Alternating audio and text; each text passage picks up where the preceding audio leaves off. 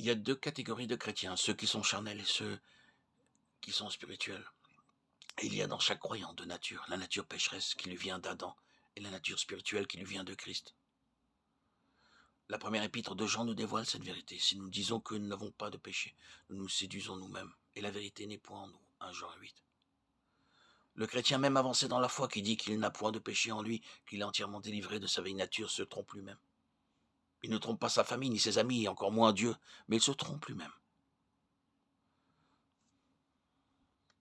L'existence de ces natures diamétralement opposées dans une seule personne occasionne inévitablement un combat. C'est d'ailleurs la lutte séculaire entre Satan et Christ. Le cœur du chrétien étant le champ de bataille. Ce combat est décrit dans le chapitre 7 des Romains. Nous y voyons un chrétien déconcerté, découragé, brisé par une lutte sans merci. Un jour, sa conscience s'était réveillée. Il avait fait son premier pas dans la vie chrétienne. Sa plus grande préoccupation concernait ses péchés passés. Il en avait cherché le pardon auprès de Christ, qui le lui avait accordé. Il avait éprouvé une grande joie et avait commencé à témoigner autour de lui. Mais bientôt, il s'était surpris à commettre les mêmes péchés qu'autrefois. Les mauvaises habitudes persistaient, sa joie avait diminué, son cœur s'était refroidi. Pourtant, son amour pour Dieu n'était pas entièrement éteint. Quelque chose en lui réclamait Dieu, tandis que d'autres sentiments protestaient contre la discipline et les droits divins. Il luttait contre le péché, il demandait la délivrance, il faisait tous les efforts possibles pour avoir la victoire. Il en arrivait parfois au point de douter que la lutte en valût la peine.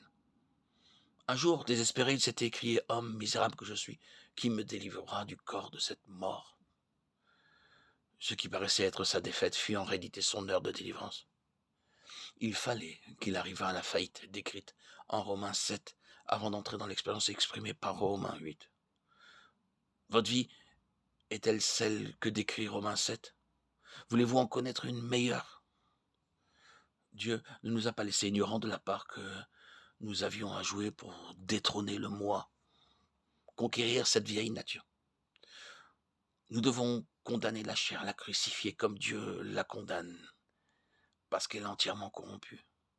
Dieu est sévère dans son jugement, il condamne nos pensées intimes, Éphésiens 2.3, autant que nos actes extérieurs, Colossiens 3.9.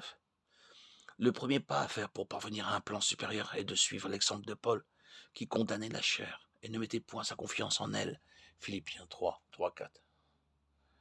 Mais naturellement, nous mettons notre confiance en la chair. Nous appelons péché certaines de ces manifestations, mais d'autres ne sont pour nous que des faiblesses.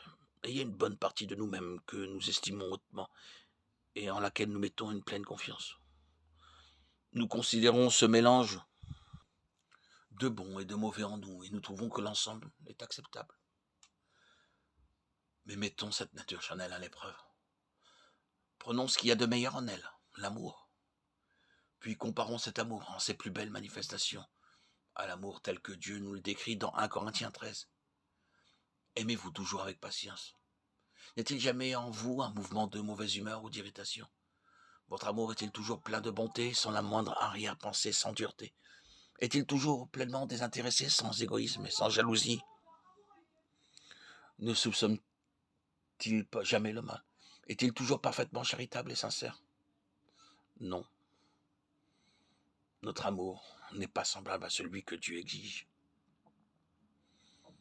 C'est pourquoi Dieu condamne tout notre être charnel et le juge indigne de lui.